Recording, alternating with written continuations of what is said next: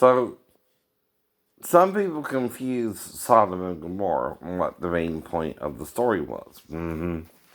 Well, Lot was in Sodom, right? Not Gomorrah, right? That's why the story really is about anyway. And the Lord appears to Abraham with two other angels. They might even be his three forms, right? Androgynous male and female, which he can maintain, right? Basically alone, right? It seems, right? Now, the other angels also might become at least male and female, like Adam and Eve, right? Or be androgynous themselves. How do you think the hermaphrodite gene got into the gene pool anyway? It's suggested by Moses in Genesis 6 and from the story in Eden that we knew the angels, right? In the sense that we had sex with them. Now, the first one was Satan himself, right? Who taught Adam and Eve both natural and obscure sex. But the sex alone ain't the problem. It's the condemnation of it that's the problem. It's what you don't understand. It's how Satan did the act too to Adam, right? That made him feel ashamed of it. It's called rough or rape sex. Now, the probably deal was Satan has two holes, Adam has one. Eve has two, right? One's for reproduction and one's to go to the bathroom in. And Satan introduced anal sex to Adam and Eve, right? But it wasn't until it was Adam's turn that it got rough. That's what Moses is saying. Now he's saying it in an allegory, or a metaphor, or a parable. And that's dealt with in Mark and Matthew, right? Where he talks about, I will speak to them in parables, right? Right. And also in Proverbs, right? Dark sayings they might not want to understand, but they could understand it if they want to. That's the point. Now, what someone is doing, and I think this is tied to the Christian Fellowship Church, is he's raping these men, allegedly, right? Taking them to motel rooms and turning them against gay people, right? Like gay people really do all that. They don't. I know relatives I've heard were gay. One is married to another female. Not going to names, but again, I accept them and they accept me as being what I'm going through as straight male. See, that's what Christ teaches, acceptance of those a little bit differently, as long as they're not trying to rape you or hurt you or harm you. Now, some people get into that mindset of Satan, right? Satan beguiled Eve and then raped kind of Adam, but he agreed to the deal. That's the problem. Now, when Adam was with Satan and did his two holes, right?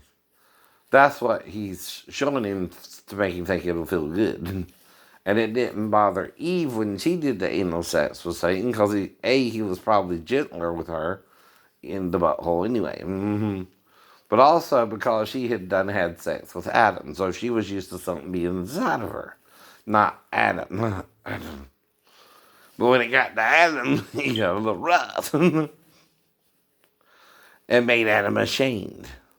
Whose shame do you really think it was there? Eve's or Adam's? Adam's. Right. That's what Moses is telling you he thinks happened, right? Now, we can't prove it.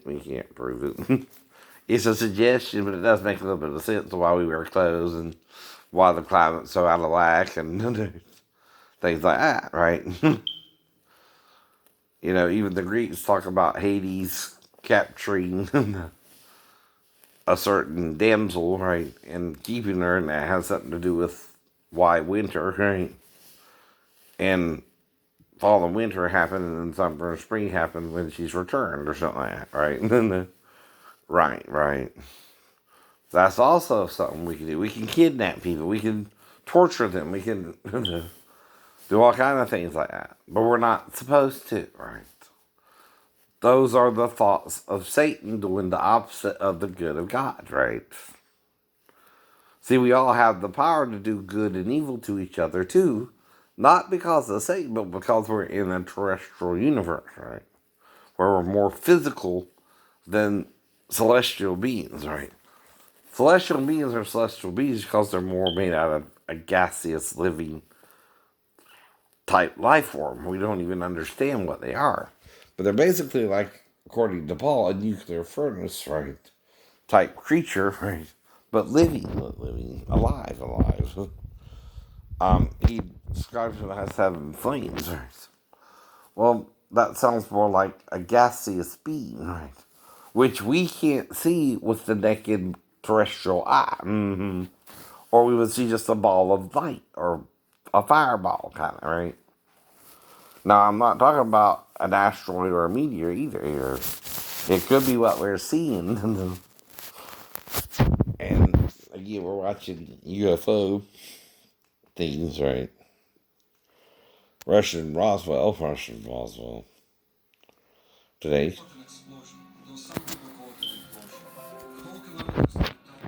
See, you don't know everything that's going on. Itself caused changes in the magnetic field of our planet. The academic establishment is of the opinion that the Tunguska event was simply a meteor, but there are many facts that speak to the idea that it was, on the contrary, rational guided flight. It made a turn, which is something that a natural object or meteor could not have done. What was it that could have done that level of devastation and not leave a crater? This is education. These are things your government is hiding from you that people find out about and try to tell you so you can go to God in time before it's too late, right?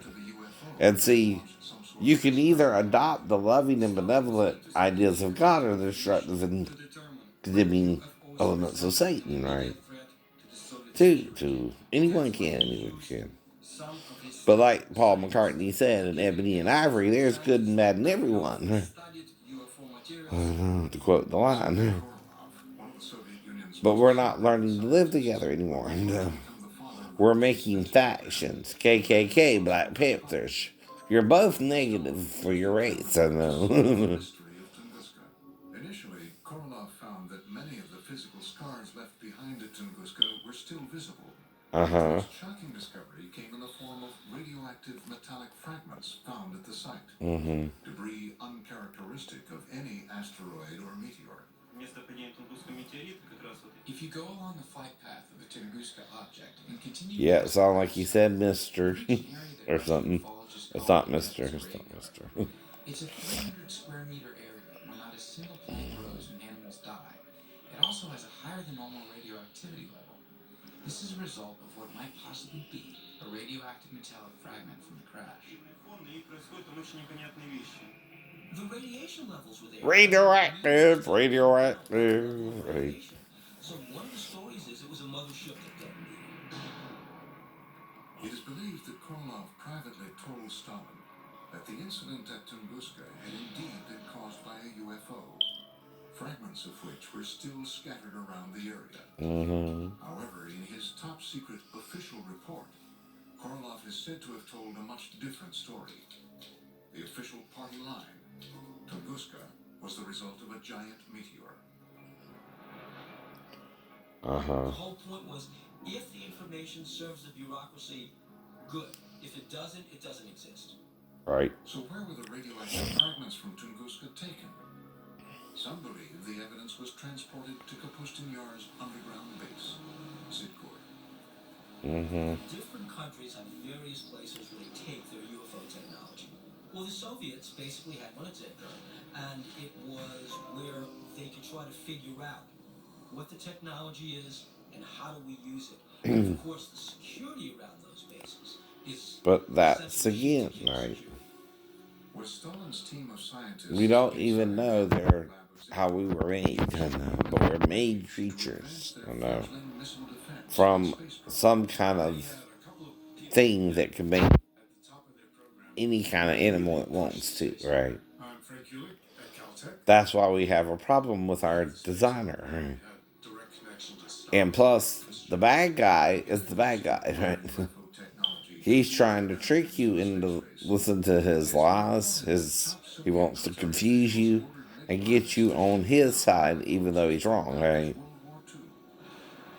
But God can't do nothing about it because it's benevolent. It's not malevolent like him.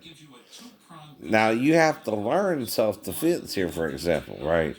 You don't know, like Gabrielle Union, how to defend yourself against the rapist unless you take self-defense courses and know where to hit him to disarm him, right?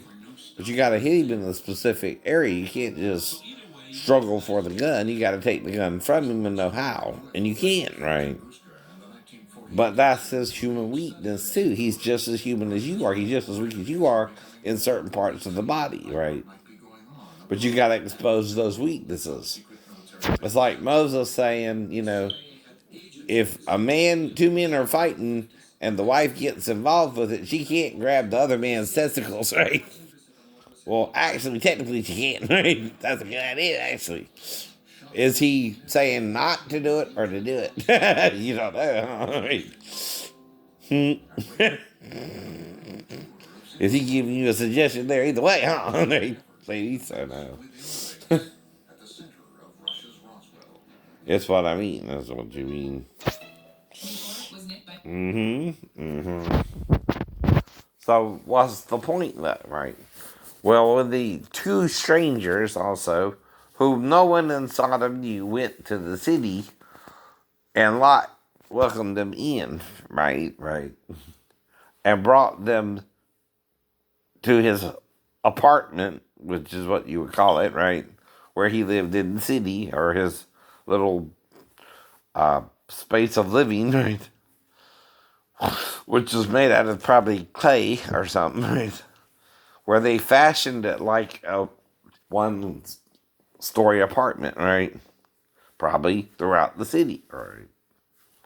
So anyway, he brought them into his door. He closed the door and was entertaining them and taking care of them as a good person would. But then the men of the city, started wanting to entertain them differently and to even know them, right? In the biblical sense, doesn't mean just let's get to know them as friends, right? Now they're wanting to have sex with them. In the Bible, it don't use right, the word sex. It uses the word new. Well, that should be translated as sex, or to know them, or to have sex with them, right? Is the actual interpretation of it, King James, right? Yes. When it said Adam knew that he was naked, it's meaning sexual knowledge, right? With anal sex. Not the natural sex with Eve in day 6. Where they became one flesh, the male and female. But you might say, doesn't that mean God's against all forms of homosexuality? No, that too can be done in love, right? If you care about the person, that's different than not caring like Satan did when he seduced Eve, right, and was gentle with her, but was rough with Adam, right, and seduced him differently, giving him 2 holes for one, right? But he had never done it before. But when he had Satan's 2 holes, it felt the same, right? It didn't hurt him, right? It wasn't bad until it was Satan's turn. That's why you're told to beware of a deal with the devil. He'll appear to give you something more, and it might feel good to you at first until it's his turn, right? And like when the devil went down to Georgia, Satan lets you go first, too. Then it's his turn. Then it's his turn. Charlie kind of did that backwards. The devil would always make Johnny play first so he can beat him with his own arrangement. Not the other way around. Kind of twisted that a little bit, but it's still an entertaining song, right? Well, what Satan did was let Adam have his turn with his penis, which would feel good both times, right? In both holes. He wouldn't know the difference in the pleasure level, right? Between the vagina and the butt. But he'd probably get the vagina first and then the butt, right? If you understand. and might have done Satan doggy style. I mean, that's again why some think only missionaries, the only position you can do. No, no. It's probably the only one they did, maybe, not knowing any different. But the positions weren't about so much as wrong or right either. It was a seduction, right? So what Satan did was probably let Eve be on top, so when Satan seeing the scene would think it was two women doing something, right? But he really had a penis, right? Which he might have used one of the fig leaves to cover it for Adam, but showed it to Eve, her thinking it a serpent. And was probably hiding a little bit behind the tree so that when she saw it near the tree limb, he probably raised it so she would think it was a snake on the tree limb. You see his brilliancy there, though. That's why Jesus says, "Be wise as a serpent, but harmless as a dove." Right? That's what the Gnostics mean, too. They're making the serpent wise when they lie about it. Wiser than God. And teaching us good and evil, and teaching us good and evil. Yeah. But it's like dangling a worm in front of the fish. You know what I mean? And what do we say it smells like? Fish, fish. If you know what I mean. Okay, okay. But it was fine until it was whose turn though? Adam. Adam's right. Who ate last? Adam. Adam. Right. That's when the van. As they say. All right, yeah, then by the time of Noah, Canaan's in there with his grandfather after he made the vineyard naked. Right? Now, they're not saying what happened or didn't happen. But then you got Lot and his daughters too later on, which is the story we're talking about here, right? So the problem is the strangers went to the city and the men were banging on the door to have sex with them without their consent. Even if they didn't want to consent, they were still going to have sex with him, right? That becomes rape, right? Like the other story about the concubine of the Levite. They raped her till morning and she died, right? That's why. That's what they wanted to do with him. That's why it's a continuation of the story where they actually did rape the concubine, but not the virgin daughter. They didn't let her go out. They kept her in. There was still a virgin daughter in the concubine, but they let the concubine go out because she wasn't necessarily virgin, right? She was the Levite's concubine already. But she played the harlot and went back to her father's house. See, once you're married, you're supposed to stay in your husband's house, not go back to your father's house in ancient Israel as well. No, right? Anyway. Well, because she did all that, that happened when they were, you know, still knowing about the story of Sodom and Gomorrah. They tried to do the Levite that way. Mm-hmm.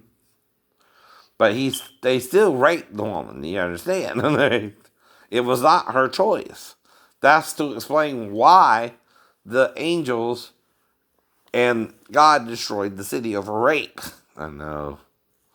Not just normal sex either, I know. They probably did her